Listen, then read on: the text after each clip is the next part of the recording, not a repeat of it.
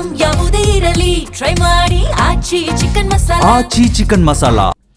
ಬೆಂಗಳೂರಿನ 12 ಕಡೆ ಇಡಿ ಟೀಮ್ ದಾಳಿ ಮಾಡಿದೆ. ಶಾಸಕ ಹ್ಯಾರಿಸ್ ಪುತ್ರ ನಲ್ಪಾಡ್ ನಿವಾಸವನ್ನು ಶೋಧ ಕಾರ್ಯ ಮಾಡಿದ್ದಾರೆ. ಪೊಲೀಸರ ಭದ್ರತೆಯಲ್ಲಿ ಶಾಸಕನ ಮನೆಯನ್ನು ತಪಾಸಣೆ ಮಾಡಿರೋದು. ಶ್ರೀಕಿ ಜೊತೆ ನಲ್ಪಾಡ್ ಆರ್ಥಿಕ ವ್ಯವಹಾರದ ನಂಟಿದೆ ಎನ್ನುವಂಥ ಆರೋಪ. ನಲ್ಪಾಡ್ಗೆ ಸಂಬಂಧಪಟ್ಟಂತೆ ಇಡಿ ತಂಡ ದಾಳಿ ಮಾಡಿ ಇದಕ್ಕೆಲ್ಲವನ್ನು ಪರಿಶೀಲನೆ ಮಾಡ್ತಿದ್ದಾರೆ. ಕಾಂಗ್ರೆಸ್ ಶಾಸಕರ ಆಗಿರುವಂಥ ಹ್ಯಾರಿಸ್ ಪುತ್ರ ನಲ್ಪಾಡ್, ಶ್ರೀಕಿ ಅಲಿಯಾಸ್ ಶ್ರೀಕೃಷ್ಣ ಬಿಟ್ಕಾಯಿನ್ ಪ್ರಕರಣದ ಕಿಂಗ್ ಪಿನ್ ಅಂತ ಹೇಳಲಾಗ್ತಿದೆ. ಕೋಟಿ ಮೌಲ್ಯದ ಕ್ರಿಪ್ಟೋ ಕರೆನ್ಸಿಯನ್ನು ಹ್ಯಾಕ್ ಮಾಡಿದ್ದಂಥ ಶ್ರೀಕಿ ಈತ ಅಂತಾರಾಷ್ಟ್ರೀಯ ಹ್ಯಾಕರ್ ಕೂಡ ಆಗಿದ್ದಾನೆ. ಹೀಗಾಗಿ ಇವತ್ತು ದಾಳಿಯಾಗಿದೆ. ಬೆಂಗಳೂರು ಇಡಿ ಘಟಕದಿಂದ ಭರ್ಜರಿ ದಾಳಿಯಾಗಿರೋದು. ಬಿಟ್ಕಾಯಿನ್ ಹ್ಯಾಕಿಂಗ್ ಸಂಬಂಧ ಪ್ರಕರಣ ಕೂಡ ದಾಖಲಾಗಿದೆ.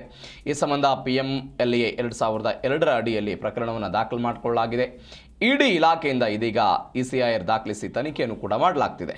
ವೆಬ್ಸೈಟ್, ವ್ಯಾಲೆಟ್ ಹ್ಯಾಕ್, ಡಿಜಿಟಲ್ ಆಸ್ತಿ ಕಳವು ಹ್ಯಾಕ್ ಮಾಡಿ ಡೇಟಾವನ್ನು ಕೂಡ ಕಳುವು ಮಾಡಿರುವುದು. ಶ್ರೀಕಿ ಅಲಿಯಾಸ್ ಶ್ರೀಕೃಷ್ಣ ಮತ್ತು ಸಹಚರರಿಂದ ವೈಯಕ್ತಿಕ ಲಾಭಕ್ಕಾಗಿ ಬಳಕೆ ಅಂತ ಇದೀಗ ಒಟ್ಟು ಇಡಿ ದಾಳಿಯಾಗಿದೆ. ಕರ್ನಾಟಕದ 12 ಕಡೆಗಳಲ್ಲಿ ಇವತ್ತು ಇಡಿ ದಾಳಿಯಾಗಿರುವುದು.